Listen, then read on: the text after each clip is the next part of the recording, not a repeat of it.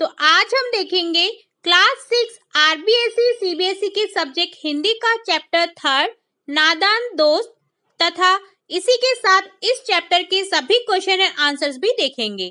तो फटाफट से स्टार्ट करते हैं वीडियो को। नादान दोस्त प्रेमचंद जी की एक बाल कहानी है जिसमें उन्होंने केशव और उसकी बहन श्यामा की नादानी का वर्णन किया है। केशव के घर कार्निस में एक चिड़िया ने अंडे दिए थे। केशव और उसकी बहन बार बार चिड़िया को कार्निस के ऊपर आते जाते देखते। बच्चे अपनी दूध और जलेबी को भूलकर चिड़िया की आवाजाही को देखने लगे। उनके मन में तरह तरह के सवाल उठते कि अंडे कितने बड़े होंगे, कितने होंगे, क्या क्या खाते होंगे, बच्चों का घोंसला कैसा होगा। इन बातों का जवाब देने वाला कोई नहीं था। वे दोनों आपस में ही बात करके दिल को तसल्ली दिया करते। इस तरह 3-4 दिन गुजर गए। वे अंडों को देखने के लिए अधीर हो उठते थे। उन्होंने अनुमान लगा लिया था कि अब बच्चे बाहर निकल आए होंगे। अब बच्चों के बेचारे का सवाल उनके सामने आ खड़ा हुआ। चिड़िया बेचारी इतना दाना कहाँ से ला पाएगी कि सभी बच्चों का पेट भर सके। अतः दोनों भाई बहनों ने चिड़िया की सहायता करने की सोची। दोनों ने फैसला किया कि कार्निस पर थोड़ा सा दाना रख दिया जाए, घोंसले के ऊपर कपड़े की छत बना दी जाए, पानी की भी व्यवस्था कर दी जाए। केशव ने कूड़ा फेंकने वाली टोकरी को घोंसले के आड़ के लिए बना दिया। गर्मी के दिन थे। बाबूजी दफ्तर गए थे। अम्मा दोनों बच्चों को सुलाकर खुद सो गई थी, लेकिन बच्चों को नींद नहीं आ रही थी। वे चुपचाप दबे पांव उठे, अंडों की हिफाजत की तैयारियां करने लगे। कमरे से स्टूल लाया गया। वह छोटा पड़ा तो नहाने की चौकी स्टूल के नीचे रखी गई। श्यामा दोनों हाथों से स्टूल को थामे हुए थी। केशव के जाते ही चिड़िया उड़ गई। उसने देखा कि 3 अंडे हैं जिसमें से बच्चे अभी नहीं निकले हैं। श्यामा दौड़कर पुरानी धोती फाड़कर एक टुकड़ा ले आई, जिसे बिछाकर एक गद्दी बनाई गई और उसके ऊपर तीनों अंडे उठाकर रख दिए गए। श्यामा प्याली और चावल भी ले आई। इसके बाद श्यामा ने भी अंडों को देखने की इच्छा प्रकट की, लेकिन केशव ने श्यामा को फटकार लगाई कि तू गिर पड़ेगी। जब बच्चे बड़े हो जाएंगे तो हम उन्हें खिलाएंगे। अतः दोनों ने स्टूल और सारे सामान को उठाकर रख दिया। इतने में कोठरी का दरवाजा खुलता है। माँ ने धूप से आंखों को बचाते हुए दोनों को डांट डपट कर कमरे में सुलाने के लिए ले गई। अब बच्चों को नींद आ गई। 4 बजे अचानक श्यामा की नींद खुल गई। वह दौड़ती हुई कार्निस के पास गई। वहां पर वह अंडों को जमीन पर पड़े हुए देखती है तो वह दौड़कर केशव को बुलाती है। केशव पानी की प्याली अंडों को जमीन पर फूटा हुआ देखता है। तभी वहां अम्मा आ जाती है। वह दोनों को डांटती है तो श्यामा बताने लगती है कि केशव भैया ने अंडों के नीचे गद्दी बिछाई थी। तो माँ कहती है कि तुम लोग इतना भी नहीं जानते हो कि अंडों को छूने से वे गंदे हो जाते हैं, फिर चिड़िया उन्हें नहीं सहती है। केशव को कई दिनों तक अपनी गलती का एहसास रहा। अंडों की सुरक्षा के चक्कर में उनका सत्यानाश कर डाला। वह उन्हें याद करके कभी कभी रो पड़ता।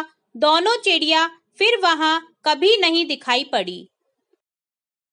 अब हम करेंगे इस चैप्टर का अभ्यास कार्य।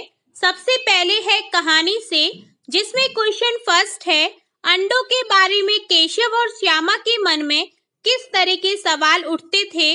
वे आपस में ही सवाल जवाब करके अपने दिल को तसल्ली क्यों दे दिया करते थे। आंसर है, बाल मन जिज्ञासाओं से भरा होता है। उन्होंने पहले कभी अंडे नहीं देखे थे। उनके घर वालों ने भी उनको अंडों के बारे में कोई जानकारी नहीं दी थी। उनको पता नहीं था कि अंडों का आकार कितना बड़ा होता है, अंडे किस रंग के होते हैं, उनमें बच्चे कैसे पैदा होते हैं, वे क्या खाते हैं, उनका घोंसला कैसा होता है। बच्चों के मन में इस तरह के सवाल स्वाभाविक ही थे। नेक्स्ट क्वेश्चन सेकंड है, केशव ने श्यामा से चिथड़े, टोकरी और दाना पानी मंगाकर कार्निस पर क्यों रखे थे? आंसर देखते हैं। कार्निस पर चिड़िया के अंडे थे। केशव और श्यामा ने सोचा कि अंडों से बच्चे निकल आए होंगे, उन्हें धूप से बचाने के लिए छत बनाना था, इसलिए टोकरी मंगाई गई। चीथड़ों से उनके लिए गद्दी बनाई गई। दाना पानी मंगाकर उनकी भूख मिटाने का प्रबंध किया गया। प्याली में खाने के लिए दाना और पानी रख दिया गया। नेक्स्ट क्वेश्चन थर्ड है, केशव और श्यामा ने चिड़िया के अंडों की रक्षा की या नादानी? आंसर है, केशव और श्यामा ने अपनी ओर से तो उन अंडों की रक्षा करनी चाहिए, पर यह उनकी नादानी सिद्ध हुई। चिड़िया अपने अंडों की रक्षा स्वयं कर सकती थी। बच्चे ने अंडों की रक्षा करने के प्रयास में उन्हें छूकर गंदा कर दिया। उन्हें नहीं मालूम था कि यदि वे अंडों को छू लेंगे तो चिड़िया उन्हें छोड़ ही देगी। वास्तव में वे तो उन अंडों की रक्षा करना चाहते थे, लेकिन नादानी में रक्षा में हत्या हो गई। नेक्स्ट पार्ट है कहानी से आगे, जिसमें क्वेश्चन फर्स्ट है, केशव और श्यामा ने अंडों के बारे में क्या क्या अनुमान लगाए? यदि उस जगह तुम होते तो क्या अनुमान लगाते और क्या करते? आंसर है, केशव और श्यामा ने अनुमान लगाया कि अब उन अंडों से बच्चे निकल आए होंगे। चिड़िया इतना दाना कहाँ से लाएगी? गरीब बच्चे इस तरह चू चू करके मर जाएंगे। उन्हें धूप से भी कष्ट होगा। यदि केशव और श्यामा की जगह हम होते तो हम अनुमान लगाते कि कोई जानवर या अन्य जीव जंतु तो अंडों तक नहीं पहुंच जाएगा। कार्निस तक कोई जानवर न पहुंचे, मैं इसका प्रयास करता। हम अंडों के साथ छेड़छाड़ नहीं करते तथा चिड़िया के लिए दाना हम कार्निस पर रखने की जगह नीचे जमीन पर बिखेर देते।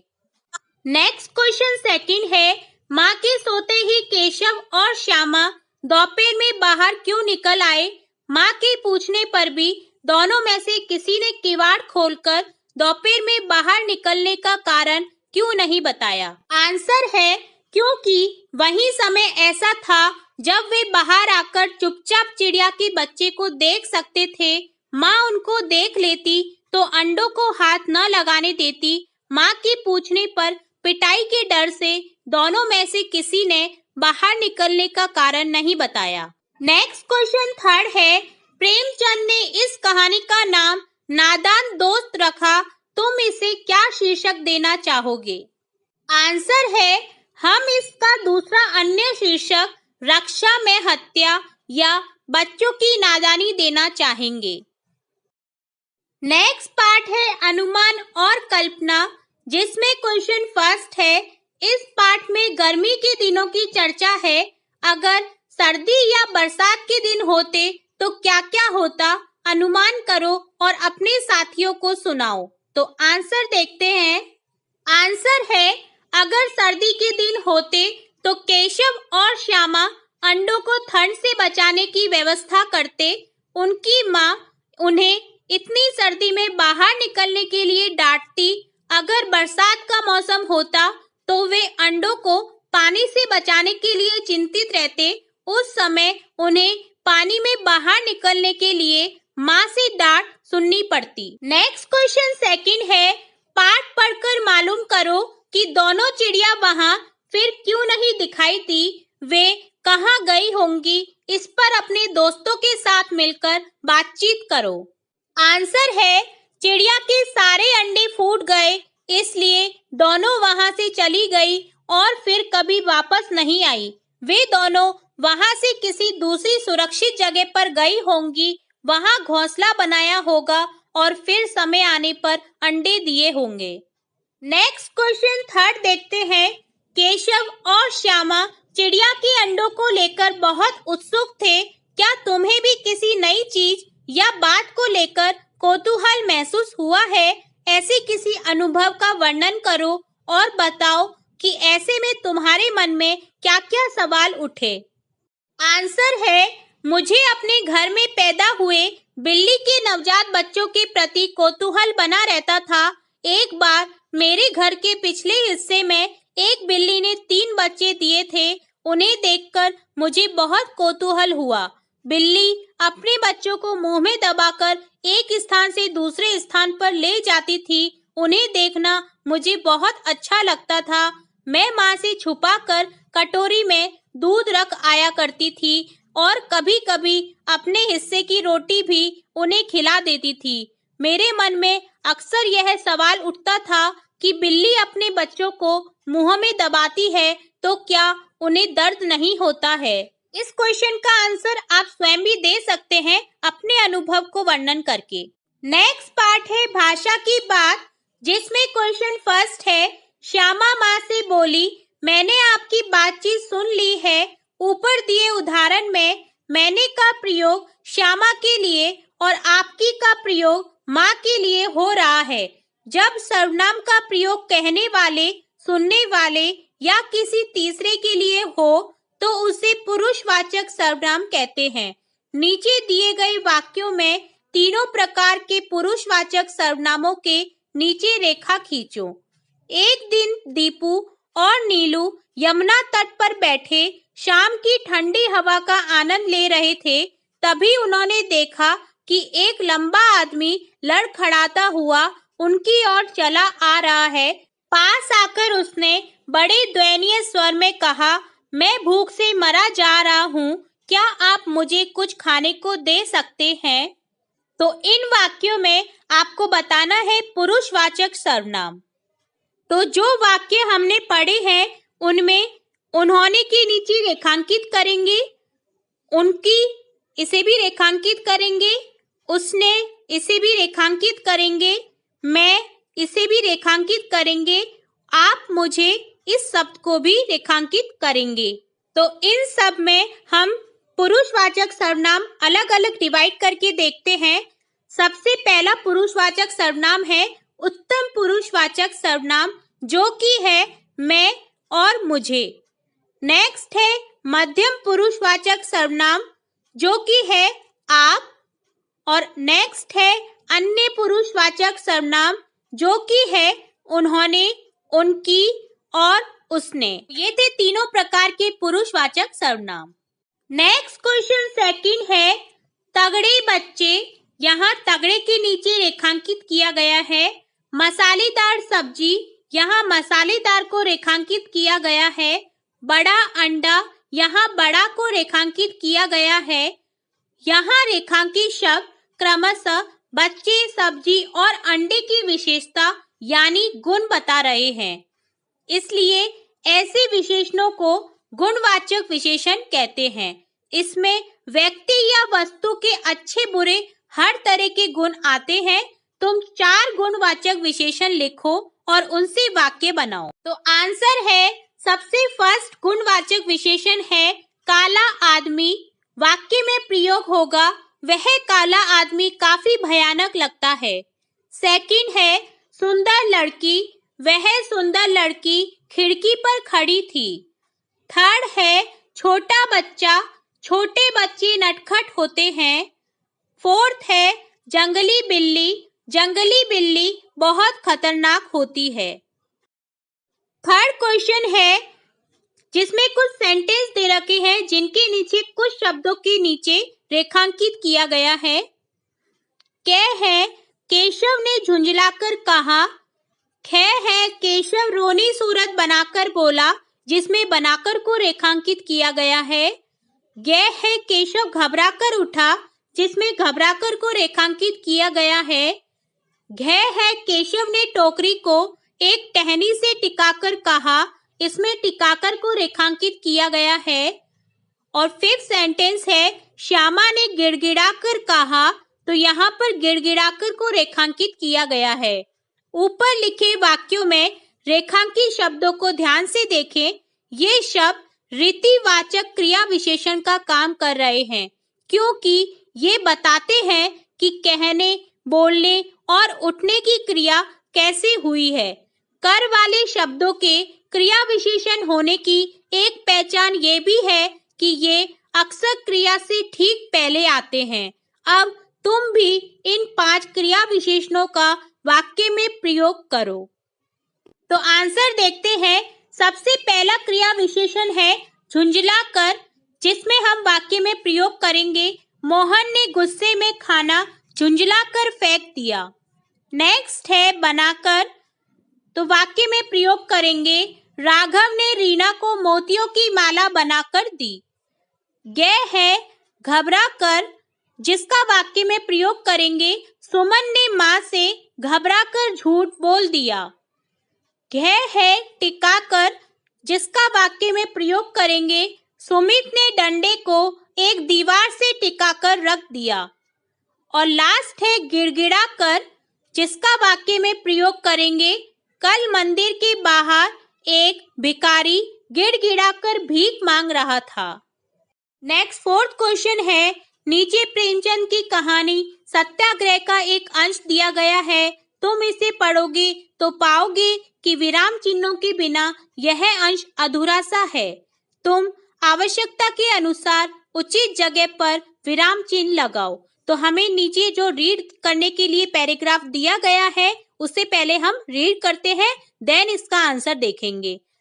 तो पैराग्राफ है उसी समय एक खोमचे वाला जाता दिखाई दिया। 11 बज चुके थे, चारों तरफ सन्नाटा छा गया था। पंडित जी ने बुलाया खोमचे वाला कहिए क्या दूं, भूख लग आई ना, अन्न जल छोड़ना साधुओं का काम है, हमारा आपका नहीं।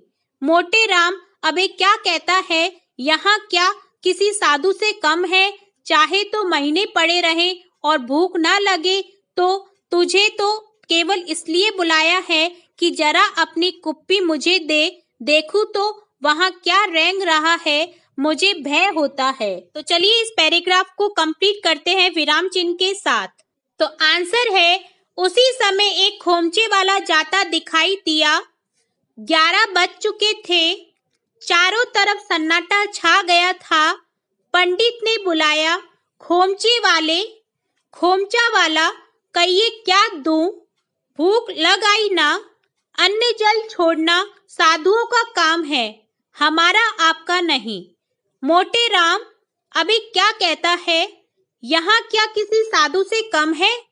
चाहे तो महीने पड़े रहें और भूख ना लगे, तुझे केवल इसलिए बुलाया है कि जरा अपनी कुप्पी मुझे दे, देखूं तो वहाँ क्या रेंग रहा है, मुझे भय होता है। तो आप इस पैराग्राफ को अच्छे से देखें और देखें कि हमने कौन कौन सी जगह पर कौन कौन से विराम चिन्हों का प्रयोग किया है। और इस चैप्टर का लास्ट पार्ट है कुछ करने को, जो कि आपको स्वयं करना है। मैं आपको क्वेश्चन बता देती हूँ। गर्मियों या सर्दियों में जब तुम्हारी लंबी छुट्टियां होती है तो तुम्हारा दिन कैसे बीतता है, अपनी बुआ या किसी और को एक पोस्टकार्ड या अंतर्देशीय पत्र लिखकर बताओ। तो आपको एक पत्र लिखना है जो कि आप अपनी बुआ या किसी भी और को भेज सकते हैं। तो ये था पूरा चैप्टर नादान दोस्त, जिसमें हमने पाठ के सार के साथ साथ सभी क्वेश्चन को स्टार्टिंग से लेके एंड तक समझ लिया है। यदि आपको अभी भी किसी क्वेश्चन में कोई डाउट रहता है, कोई क्वेरी रहती है, तो आप कमेंट बॉक्स में कमेंट करके पूछ सकते हैं। तो हम फिर मिलते हैं नेक्स्ट वीडियो में नेक्स्ट चैप्टर के साथ। और अगर आपने अभी तक वीडियो को लाइक नहीं किया है तो लाइक करें और इस वीडियो को अपने दोस्तों के साथ ज्यादा से ज्यादा शेयर करें और चैनल को सब्सक्राइब करना बिल्कुल ना भूलें। वीडियो को पूरा देखने के लिए थैंक यू सो मच।